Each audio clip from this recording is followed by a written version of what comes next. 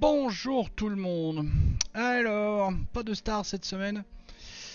Pas de star. Alors, en moins de 12 secondes, comme d'habitude, deux liens en bas dans la description. Un pour le cadrage de la chaîne pour vous expliquer comment elle fonctionne.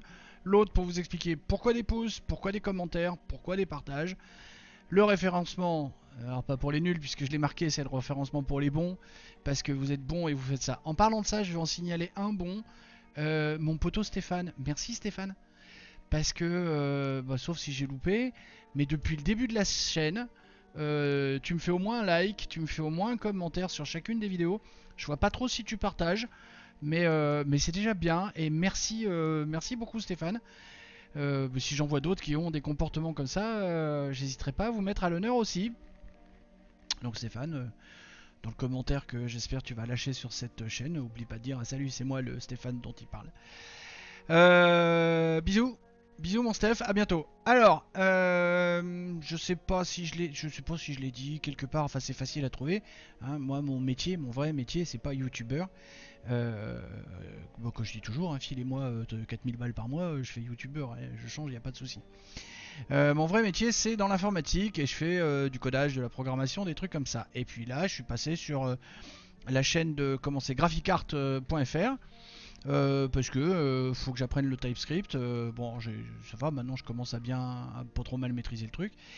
Mais là, putain, il m'a fait saigner des oreilles. Mais un truc. Allez, je vous la passe en cause parce que je vous ai relevé 4 ou 5 trucs de documentation. J'ai fait le taf. J'ai fait le taf. Allez, on écoute l'horreur. Donc là, si on voudrait être valide, Comment? Si on voudrait être valide. Attends, je vais faire un retour. Alors, c'est 5 secondes à chaque fois, donc c'est long, mais nombre dans une chaîne de caractères. Donc lui, ça lui pose un problème. Donc là, si on voudrait être valide, il faudrait...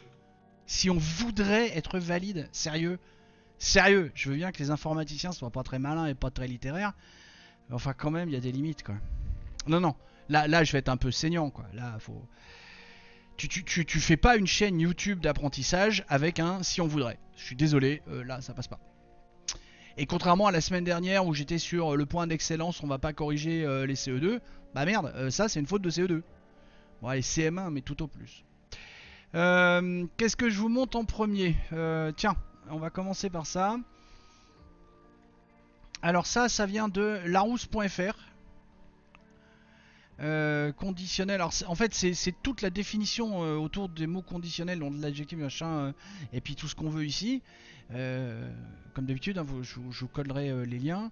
Ce qui nous intéresse, c'est ça, mode du verbe qui sert à présenter l'action comme une éventualité ou comme la conséquence d'un fait supposé d'une condition. Le français possède un conditionnel présent, j'aimerais, et un conditionnel passé, j'aurais aimé, dont il existe une variante littéraire, j'eusse aimé. Voilà.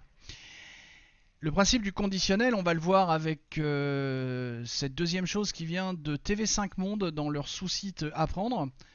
Euh, le le conditionnel, l'emploi du conditionnel, entre guillemets, interdit l'utilisation si, donc de l'élément de conditionnement. Si on met un si, comme ils le disent là, hein, c'est le si plus imparfait. Donc, comme le gars a dit, si on voulait, hein, pour ceux qui ont un peu de culture cinématographique, il y a ce vieux film des années 50, 60, je me rappelle plus, La guerre des boutons. Oh, si j'aurais su, j'aurais pas venu. Deux fautes en deux verbes. D'accord?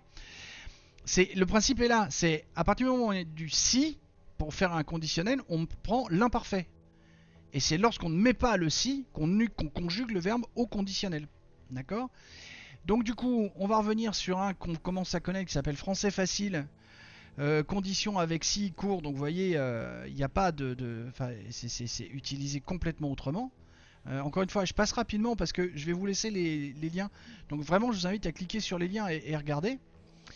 Là, on a un truc qui vient de l'étudiant. Alors, ça vient de l'étudiant, donc du coup, il y a beaucoup plus à lire. Hein, c'est moins accessible que français facile, qui s'adresse plus à des enfants. Où justement, ils expliquent tout. Hein, si plus verbe à l'imparfait de l'indicatif égale verbe au conditionnel. Encore une fois, si, imparfait derrière. Pas si, conditionnel. C'est simple à se rappeler. Hein. Et pour finir, on revient sur un autre truc de français facile, le fameux conditionnel présent. Parce que le conditionnel présent, c'est un si plus imparfait. Oui, c'est bizarre, je sais. On veut un truc, mais c'est... j'ai vu un truc bien, c'est si... Ah bah si, c'est avec l'étudiant, là, où ils disent... Si je faisais plus attention, je ferais moins de fautes. Et on a tendance à confondre le ferait avec le futur. Alors non, c'est AIS, parce que au futur, ce serait sans S. C'est je ferai moins de fautes à partir de demain. Donc là, c'est le futur.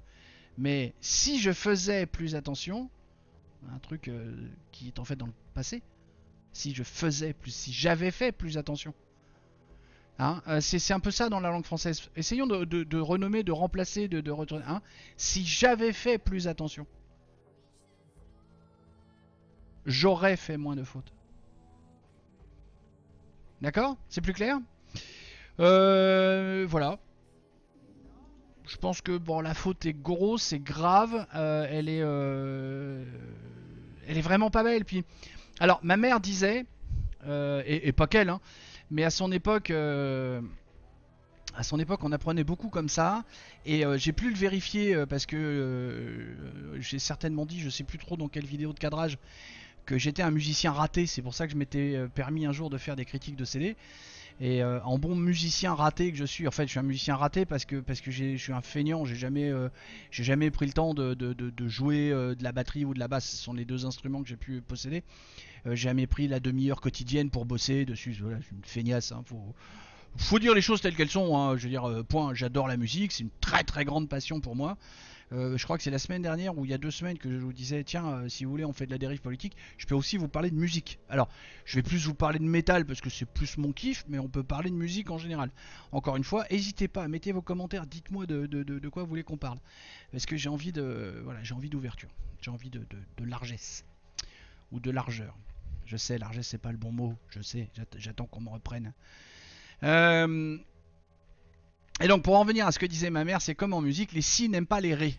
Si, gna gna gna, il n'y a pas de ré derrière. Et regardez bien en musique, il y a rarement, enfin, j'ai pas trouvé un seul endroit où on a un si et un ré qui suit. Parce que là, les oreilles font mal. Essayez voir, vous verrez. Ou alors si, on peut le faire, mais on change d'octave. Là ça va, si on a un si avec l'octave, je sais plus grave ou plus aigu, ça peut passer. Mais sur le même octave, ça passe pas. Voilà, petit intermède musical toujours très sympa parce que la musique c'est vraiment un truc génial et la langue française doit être une musique. Si vous prenez pas la langue française comme une musique, si vous prenez pas pour qu'elle vous fasse beau dans les oreilles, vous verrez, vous y arriverez pas. Essayez de vous faire beau dans les oreilles et vous allez voir, ça marche tout seul, facile, tranquille. Allez, je vous aime tous, des bisous et à la semaine prochaine.